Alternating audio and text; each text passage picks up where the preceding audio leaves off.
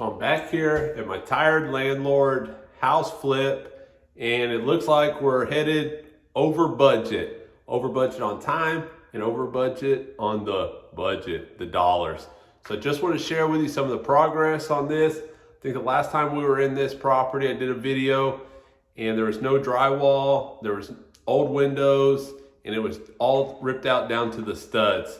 So that was the problem to begin with. I knew it was going to be a lot of work in that project, but once we got it down to the studs, that's where we ran into some issues. So in this video, I want to share with you what the budget was originally, what caused me to go over budget, and hopefully it will help you if you're doing a flip, or you can tell a friend, hey, you're going to go over budget if you run into this. So I'm going to share that with you, share some of the progress on this particular project. And I appreciate you watching the video. If you would subscribe, give me a thumbs up, let me know in the comments what you think about going over budget in this project. And I appreciate you watching the video.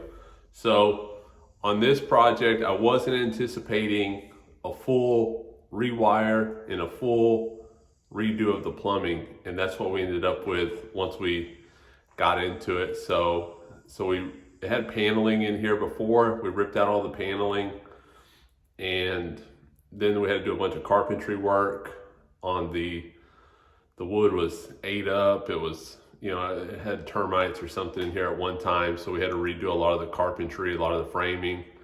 We didn't move any walls, but the walls that were there had some bad lumber in them. So we went ahead and replaced that, which added time onto the project. And then from there, we had to redo all the wiring, which added time onto the project. And then we redid all the plumbing, which added time onto the project. So to redo all the wiring on this particular project, $10,700. To redo all the plumbing on this project, it's a 1 bedroom or a 2 bedroom, 1 bath and a kitchen, small, like 650 square foot house.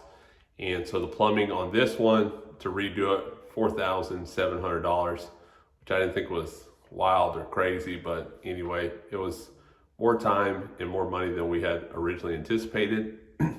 And a lot of those things we couldn't see until we got the walls down, as far as the paneling and drywall off. And when I originally got in this project, I wasn't planning on taking off all the paneling and drywall that was in the house, but once we did, then we opened up a few extra weeks of work and a couple extra $10,000 to do the project. So I had originally anticipated this project would cost about $60,000.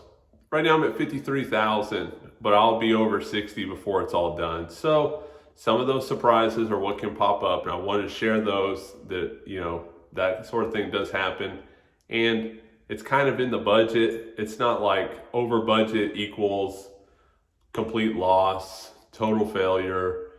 It's all done for now, game over. It's just, okay, the numbers were a little bit off, as far as the budget.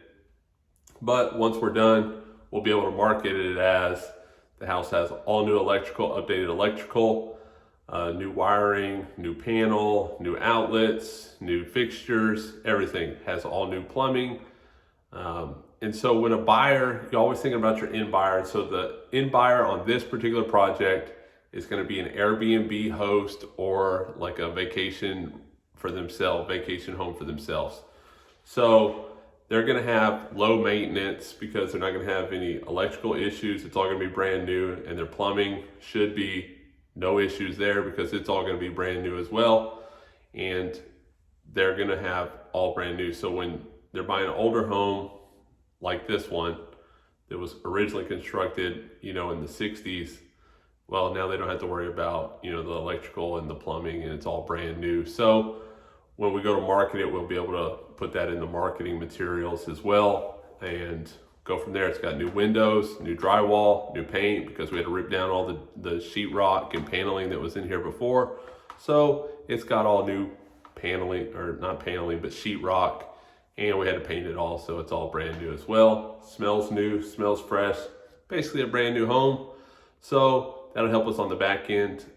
We'll let you know what the numbers come out to be. We still got quite a bit of finish up to do on the inside, and then the outside, it's got a little bit of carpentry, paint, and get it ready to go. So all the rough-in electrical is done though. We need to put some interior doors. They're working on the flooring right now, and we'll go from there. So I'll keep you updated how it turns out in the end. But right now, over budget on time, over budget on money. And those are some of the surprises that happened that drove us to be over budget.